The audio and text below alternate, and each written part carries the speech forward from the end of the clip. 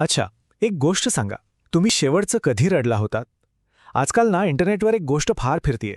खूपच रोमॅन्टिक आहे. आपल्या अश्रूंबद्दल. ऐकायला तर एकदम फिल्मी वाटते. चला बघूया काय आहे हे प्रकरण. वाह! ऐकायला किती भारी वाटतंय नाही का? असं वाटतं की आपलं मन आणि डोळे डायरेक्ट कनेक्टेड आहेत.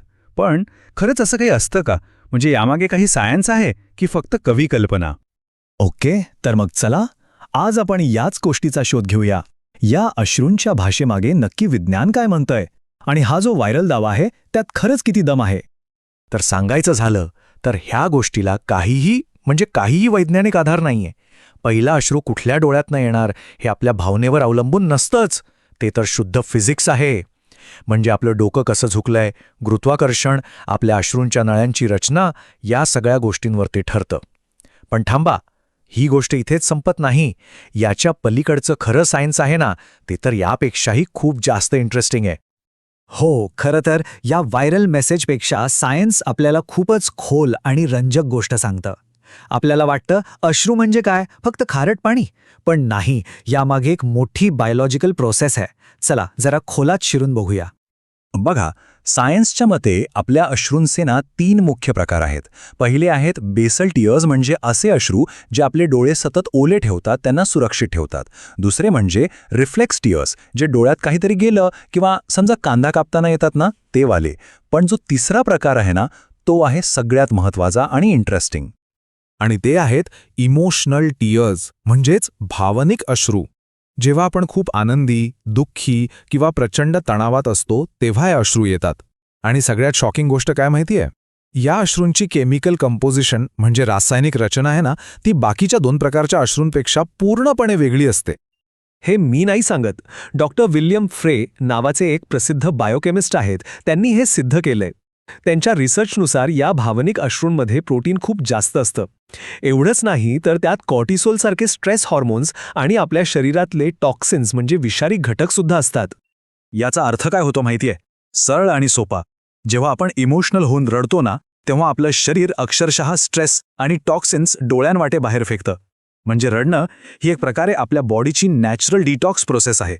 स्वतःला शांत आणि क्लीन करण्याची नैसर्गिक पद्धत. आता कळलं का खूप रडल्यावर इतकं हलकं आणि शांत का वाटतं? कारण रडल्यावर आपलं ब्रेन एंडॉर्फिन्स नावाचे केमिकल्स रिलीज करतं. हे एंडॉर्फिन्स म्हणजे नॅचरल पेनकिलर आणि मूड बूस्टर आहेत. ओके, हे झालं सायन्स. पण आता जरा विज्ञानाच्या पलीकडे जाऊया. आपला समाज रडण्याकडे कसा बघतो आणि त्याचा आपल्या हेल्थवर काय परिणाम होतो हे बघणंही तितकंच महत्त्वाचं आहे. मर्द को दर्द नहीं होता, मुलगा आहेस, रडू नकोस. ही वाक्य आपण किती वेळा ऐकली आहेत, नाही का? खास करून आपल्या समाजात. पुरुषांनी रडणं म्हणजे जणू काही ते कमकुवत आहेत असं मानलं जातं.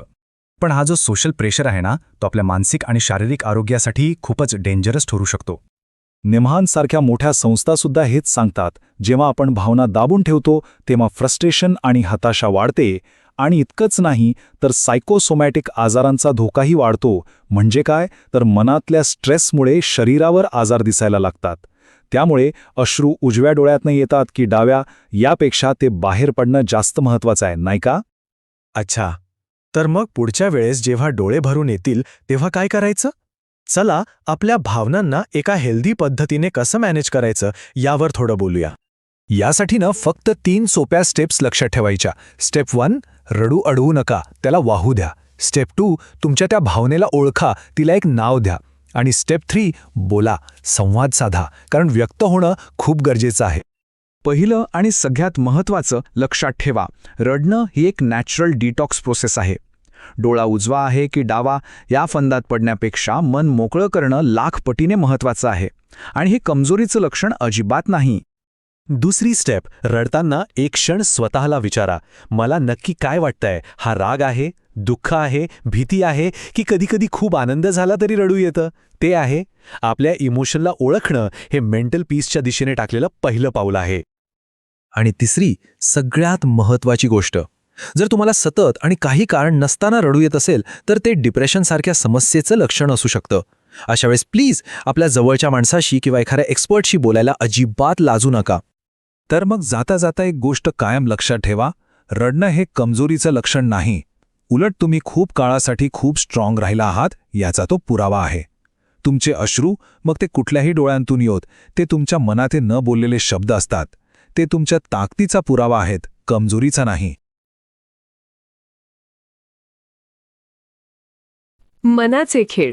परीस फाउंडेशन.